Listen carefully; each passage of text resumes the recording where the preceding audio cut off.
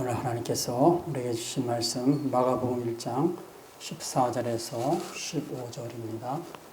요한이 잡힌 후 예수께서 갈릴리에 오셔서 하나님의 복음을 전파하여 이르시되 때가 찼고 하나님의 나라가 가까이 왔으니 회개하고 복음을 믿으라 하시더라.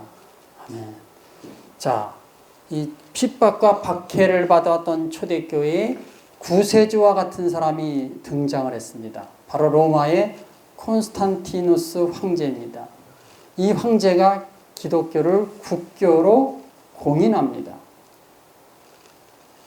그런데 초대교회 지도자들은 예수 믿기로 결심한 그 로마 황제에게도 다른 사람들처럼 신앙 문답 과정을 이수하도록 요구를 했어요. 자, 보겠습니다. 교회의 지도자들이 콘스탄티누스에게 모든 과정을 의무적으로 통과하도록 요구한 것은 인상적인 일이다. 네. 그러니까 3년의 신앙 문답 과정을 거쳐야 된다. 검증을 받아야 된다. 네. 그 침례, 세례를 받아야 된다. 네. 이런 것을 요구를 했어요. 네. 그러나 황제는 이것을 따르지 않았어요. 그래서 황제는 세례를 받지 못했습니다. 교회 예배에 참석을 못했어요. 그러다가 이 황제는 임종 전에 모든 의식을 약식으로 그렇게 행했습니다. 그래서 침례로 받았어요. 그 초대교회 신앙문답 과정이 대략 3년 정도라고 했습니다. 초대교회는 왜 이렇게 했을까요? 이것이 교부들의 가르침이었습니다. 초대교회 신앙문답 과정은 그 예비자, 초신자의 삶을 변화시키는 데 초점을 맞췄습니다. 우리가 지난주에 봤던 말을 우리가 다시 한번 보겠습니다. 사이딕으로 고정된 사도 전승은 이것이 3년간 지속되었다고 말한다. 그리고 4세기 초 스페인에서 신앙문답 과정은 5년간 지속되었다고 말한다. 그러나 중요한 것은 기간이 아니라 회심 자체였고 그것이 목적이었다. 따라서 신앙문답 과정은 평소보다 더 짧아질 수 있었다. 만약 누군가가 명민하고 잘 인내하면 기간은 문제될 것이 없고 오직 그의 행동으로 판단하면 됩니다. 이렇게 기록이 나와 있습니다. 그러니까 신앙문답 과정의 목적은 회심이요, 회개였습니다. 그것을 철저하게 이행했던 것이죠. 자, 다시 본문 말씀 마가복음 1장 14절 15절 봅니다. 요한이 잡힌 후 예수께서 갈릴리에 오셔서 하나님의 복음을 전파하시되 때가 찼고 하나님의 나라가 가까이 왔으니 회개하고 복음을 믿으라 하시더라. 마태복음 4장 17절 이때부터 예수께서 비로소 전파하시되 회개하라 천국이 가까이 왔느니라 하시더라. 자, 이 말씀 여기 지금 우리가 읽은 말씀 여기 보면 중요한 것 키워드 3가지가 나옵니다. 중요한 것 3가지. 첫째는 하나님 나라, 둘째는 회개, 셋째는 복음. 이렇게 나와요. 하나님 나라와 회개와 복음은 같이 가는 거다. 분리될 수 없다. 자, 다시 말하면 하나님 나라에 들어가려면 어떻게 되냐? 첫째가 회개다. 이거 회개. 둘째는 복음을 믿는 것이다. 그래서 세 번째로 천국 백성이 된다. 그러니까 초대교회는 철저하게 이 회개에 초점을 맞춘 거예요. 그래서 검증된 사람만이 교회에 출석할 수 있고 정식 교회 신자가 됐습니다. 천국 들어간다 이 소리는 뭐예요? 천국 백성이다 이 소리는 뭐예요? 영생이다 이거 영생. 구원이다 이거 구원이다. 네. 초대교회가 회개를 중요시한 것은 지극히 성경적이다. 그러니까 이것은 교부 사상과 직결되어 있어요. 교부들의 그 사상, 구원의 3단계는 정화, 조명, 합일의 단계라고 했습니다. 정화, 조명, 합일. 자, 그러니까 이 말씀과 이 두 가지를 결합하면 어떻게 됩니까? 회개란 것은 결국 정화 과정이에요. 정화. 깨끗이 하는 거죠. 거룩의 출발점이에요. 깨끗함과 거룩의 출발점. 이렇게 시작이 돼야 되는 거죠. 신앙생활은. 두 번째, 복음을 믿는다. 복음을 알아야 믿죠.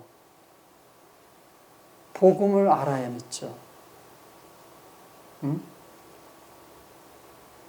문자적인 복음, 유괴 복음, 기존의 한국교회가 알고 있는 복음, 그거 복음 믿어봤자 천국 가기 어렵습니다. 진짜 복음, 참 복음이죠. 이 복음을 어떻게 믿을 수 있어요? 조명을 받아야 믿어요. 조명을 받아야. 빛이 와야,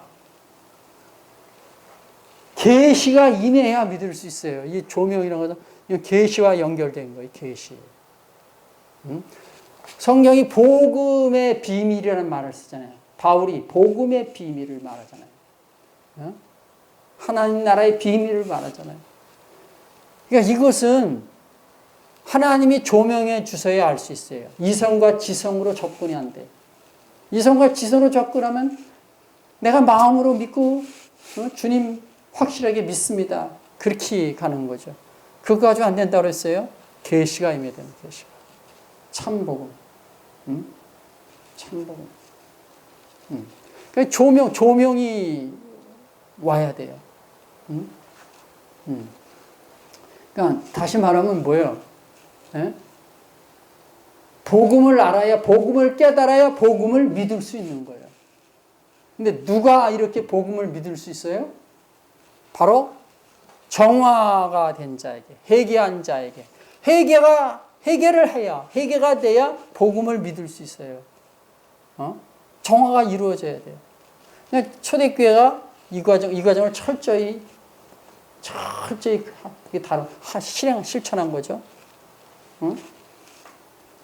그래서 이 정화가 된 자에게 참 복음이 비춰집니다. 계시가 임하는 거예요. 우리 교회에 나와서 말씀을 들어도 이 조명이 되지 않으면, 계시가 임하지 않으면 말씀 못 깨닫습니다. 1년, 2년, 3년 못 깨닫습니다. 5년 동안 여기서 말씀을 들었음에도 못 깨닫는 사람이 나왔어요. 안 됩니다. 안 돼요. 이거 왜 그런 일이 있을까요? 왜 그런 거예요? 왜 못 깨달아요? 5년 동안 말씀을 듣는 왜 못 깨달아요? 회개하지 않았어. 정화가 되지 않았어. 깨끗해지지 않았어. 거룩의 출발을 아직도 하지 않았어. 거룩을 향해 출발을 안 했어. 그러니까 안 되는 거예요. 안 되는 거예요. 자, 그렇게 해서 이 천국 백성이 되는 것, 영생은 이건 뭐예요? 합일에 이루는 거죠. 하나님과 결합하는 거예요. 그리스도와 하나가 되는 거예요. 한 몸이 되는 거죠.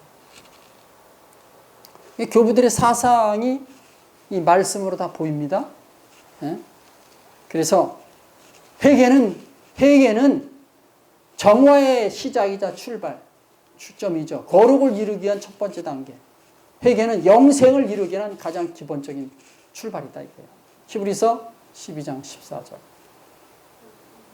모든 사람과 더불어 화평함과 거룩함을 따르라. 이것이 없이는 아무도 주를 보지 못하리라. 거룩함을 따르라. 이건 뭐예요? 회개를 하라 이거예요. 회개해야 거룩함을 가는 거죠. 그래서 이것이 없으면, 거룩함이 없이는, 회개 없이는, 정화 없이는 아무도 주를 보지 못하려. 주님을 만날 수 없다 그 소리예요. 만날 수 없다. 주님을 영접할 수 없다. 주님께로 가까이 갈 수 없다. 영생을 얻을 수 없다. 구원받을 수 없다 그 소리예요. 그러니까 거룩함이 없는 자, 회개감이 없는 자, 정화가 없는 자는 주님께로 갈 수가 없다 이거야. 천국 못 간다 그 소리예요. 아무리 그 사람이 예수 믿습니다 하면서 그냥 고백하면서 몇십 년 동안 그냥 모범적인 신앙생활을 했어도 천국 못 가는 거야. 자, 마태복음 5장 8절. 마음이 청결한 자는 복이 있나니 그들이 하나님을 볼 것이며. 마음이 청결한 자가 복이 있다 그랬어요. 왜 그래요? 하나님을 볼 수 있기 때문이다. 그 마음의 청결을 이루기 위한 그 방법이 뭐예요? 회개라. 회개. 마음의 청결. 청결. 이게 청결이 정화 아니에요. 회개다. 이게 회개다. 회개. 그러면 마음이 청결한 자가 복이 있다. 복이 뭡니까? 복 달라고 사람들이 기도하잖아요. 근데 진짜 복은 구하지도 않고 그냥 세상 복만 잔뜩 구하고 있어요. 이제 그 되지도 않는데 이렇게 열심히 기도하는지 몰라. 그냥 아니 1, 2년 기도해봤으면 안 되면 안 되는 걸 받아들여야지. 그냥 안 되는데도 계속 끈질기게 기도해 복 달라고. 어떻게 기도합니까? 가족에 복 달라고, 건강에 복 주시고, 물질에 복 주시고, 형통에 복 주시고, 자손대대로 하나님의 복을 받는 가정이 되게 해달라고, 사업에 복 달라고, 건강에 복 달라고 계속 복 타령해요. 아니 몇 년간 해봤으면 안 되면 좀 그쳐야죠. 하나님의 뜻이 뭔가를 좀 성찰해 봐야죠. 근데 계속 복 달라요. 아 진짜 굉장히 인내심도 강하고 끈질김도 강해요. 뭐가 그렇게 만드는 거예요? 뭐가 만드는 거예요? 유괴복음. 유괴복음이 그렇게 만드는 거예요. 유괴 말씀이. 자, 성경이 말하는 복이 뭡니까? 복이 뭐다? 성경이 말하는 복이 뭐다? 마음이 청결한 복이 있다. 이 복이 뭐예요? 영생이다 이거야. 성경 보겠습니다. 시편 133편 3절. 헐몬의 이슬이 시온의 산들에 내린 같도다. 거기서 여호와께서 복을 명령하셨나니 곧 영생이로다. 자, 성경이 말하는 복이 뭐다? 영생이다. 영생이다. 그러니까 마음이 청결한 자는 복이 있다. 마음이 청결한 자는 영생을 얻는다. 그 소리예요. 구원받는다. 그런 소리예요. 그러니까 복이 있다. 하나님을 본다. 영생 얻는다. 동일한 말이에요. 성경은 문자를 자꾸 조금씩 막 바꿔놔요. 그래서 사람들로 하여금 헷갈리게 만듭니다. 헷갈리게. 그게 뭐예요? 하나님이 의도적으로 그렇게 하신 거예요. 의도적으로. 그냥 사람들은 그것도 모르고 자꾸 복 받는다니까 자기 관점에서 하나님 복 주신다니까 세상의 복을 연사하는 거죠. 왜? 구원은 이미 따놨으니까 그거는 뭐 건드릴 필요도 없고 세상에서 복 받아서 잘 살아야 되니까. 그렇게 하는 거예요. 네. 자, 시편 24편 4절에서 5절. 곧 손이 깨끗하며 마음이 청결하며 뜻을 허탄한 데 두지 아니하며 거짓 맹세하지 아니하는 자로다. 그는 여호와께 복을 받고 구원의 하나님께 의를 얻으리니. 자, 빨간 글씨로 4절에 마음이 청결한 자. 마음이 청결한 자. 마음이 청결한 자가 어떻다? 복을 받는다. 마음이 청결한 자. 회개한 자가 복을 받는다. 정화된 자가 복을 받는다. 그래서 의를 얻는다 그랬어요. 여기 말씀 보니까 복을 받고 하나님께 의를 얻는다. 이게 다 영생을 말하는 거예요. 다 영생.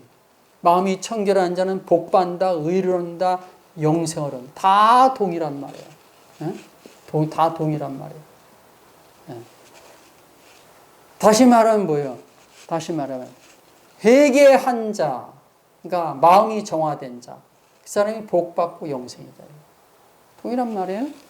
초대교회가 왜 그렇게 회개를 강조했을까요? 왜 그렇게 회개에 초점을 맞췄을까요? 왜 검증된 자만 교회로 받아들였을까요? 가능성이 없는 자는 아예 받지 않은 거예요. 가능성이 없는 자, 마음이 순전하지 아니한 자, 하나님께 주님께 관심이 없는 자, 그런 사람은 아예 교회 근처에도 못 오게 했어요. 오늘 한국교회는 어떻습니까? 반대로 가고 있잖아요. 반대로 가고 있어요.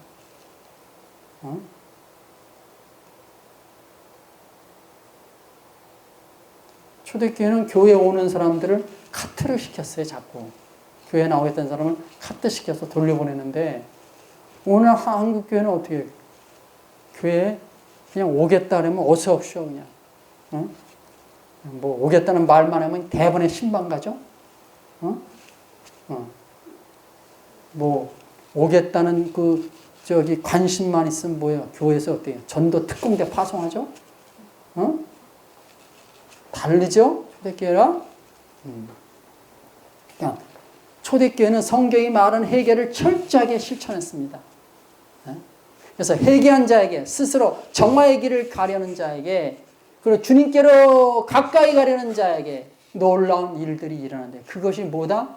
심령의 가난입니다. 심령의 가난이야. 마음이 청결한 자, 회개한 자, 이 마음이 정화된 자, 이 사람들에게 뭐가 있다? 심령의 가난이 오는 거예요. 심령의 가난. 이게 와요, 이게. 심령의 가난이 와요. 자, 우리 마틴 루터의 독일 신학에 나온 글을 좀 보겠습니다. 심령의 가난은 참 믿음, 인간은 본질적으로 그리고 자기 스스로 그리고 자신의 재능 안에서는 무가치하다는 것의 발견과 그것에 대한 지식에서 오는 것입니다. 그는 무능하며 허약함과 악덕과 사악함에는 어느 것도 어울리지 않는다는 것을 압니다. 마틴 루터의 독일 신학. 자, 빨간 글씨를 한번 읽어보겠습니다. 심령에 관한 참 믿음의 발견과 그것에 대한 지식에서 오는 것입니다. 심령에 관한 참 믿음의 발견과 참 믿음에 대한 지식으로부터 온다. 심령에 관한 참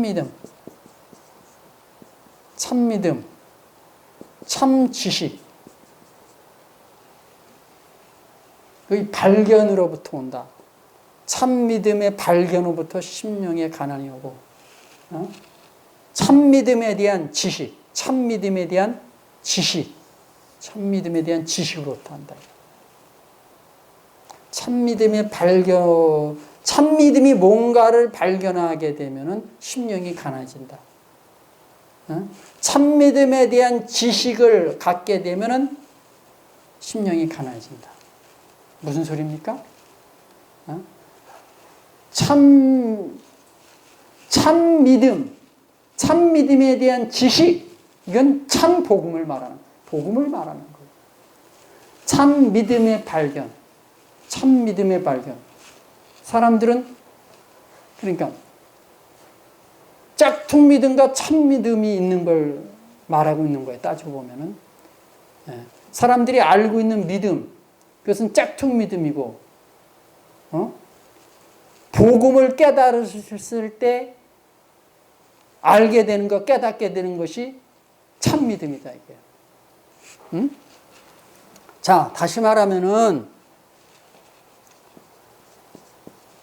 아이고,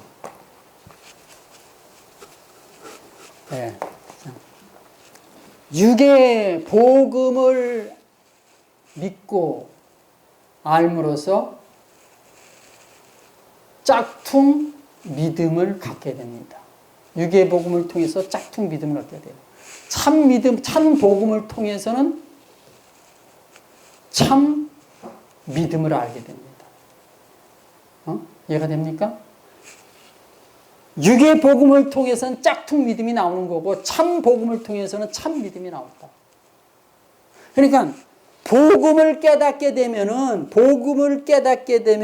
심령이 가난해진다 이거예요.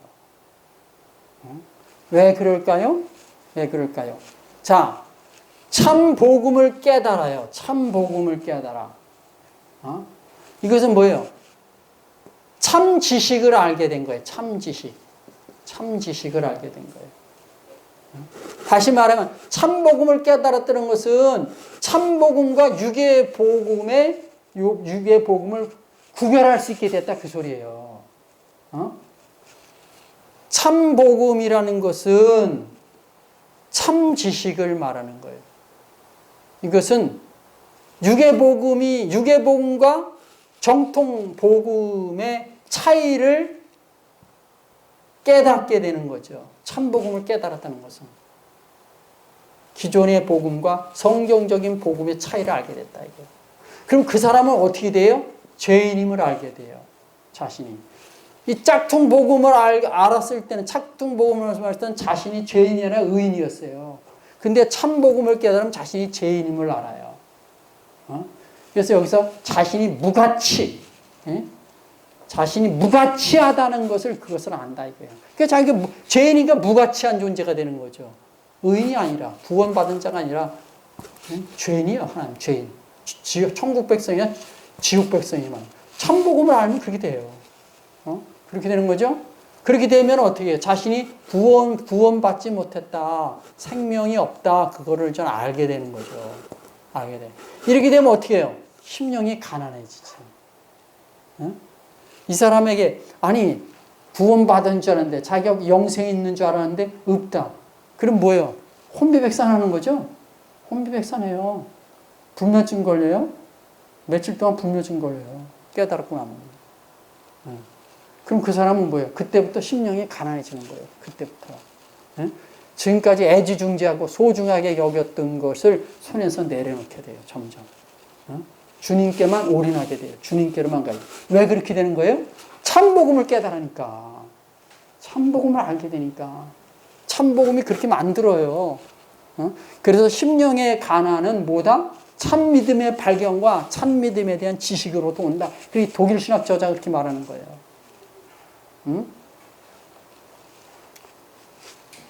이게 이제 여기서 충격을 받겠죠. 근데 충격은 오래 가질 않죠.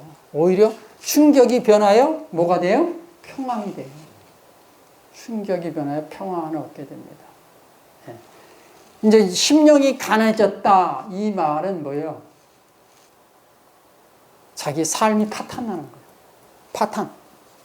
파탄나는 거예요, 파탄. 왜 그래요?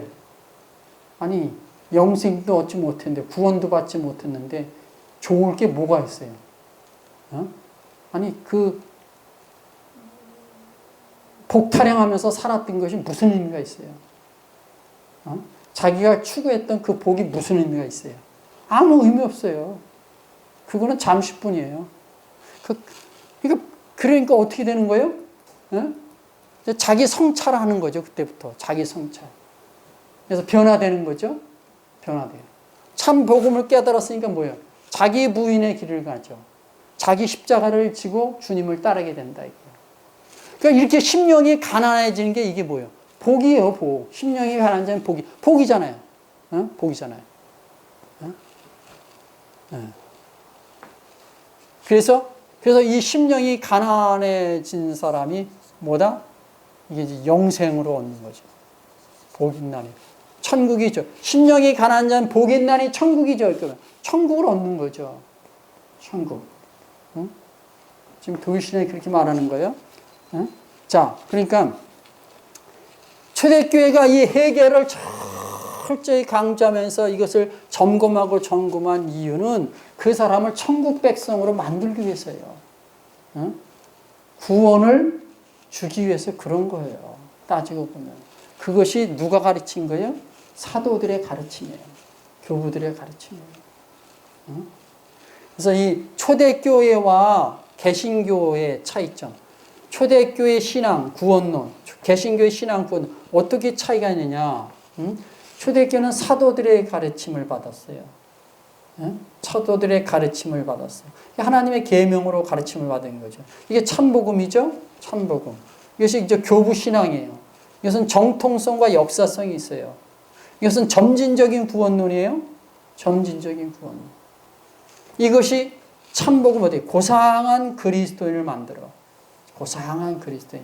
그래서 이게 순교자들이 그냥 엄청나게 나오잖아요. 초대교회 순교자들이 그렇게 많이 나올 수가 없어요. 나와도 너무 많이 나왔어요. 순교자들. 예? 그래서 이 사람들은 뭐예요? 천국 백성이에요. 예? 천국 백성 되는 거지. 이건 뭐예요? 자연스럽게 저절로 되어지는 거예요. 이렇게 이런 길을 가게 되면은 주님께 생명 달라고 안달하지 않아도 됩니다. 애걸복걸할 필요 없어요. 주님이 다 아셔요.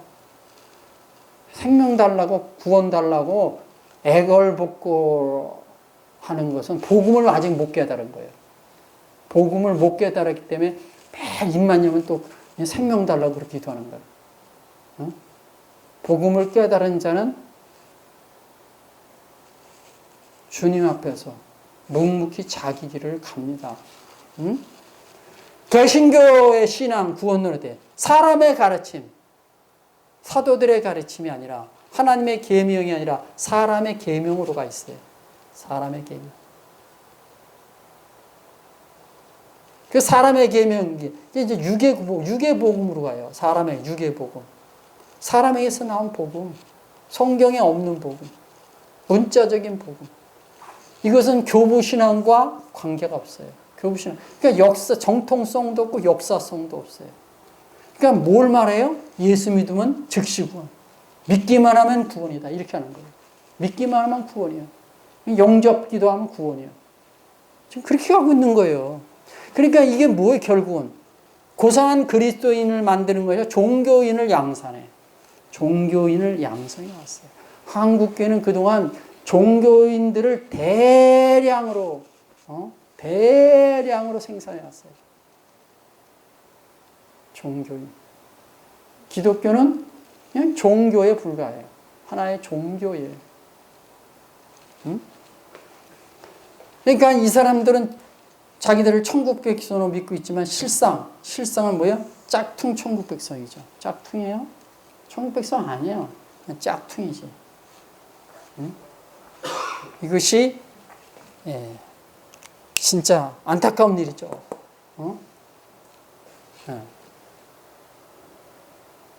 우리가 다시 한번 확인할 수 있는 것은 초대교회는 철저하게 이 교부들의 사상과 가르침을 따랐다.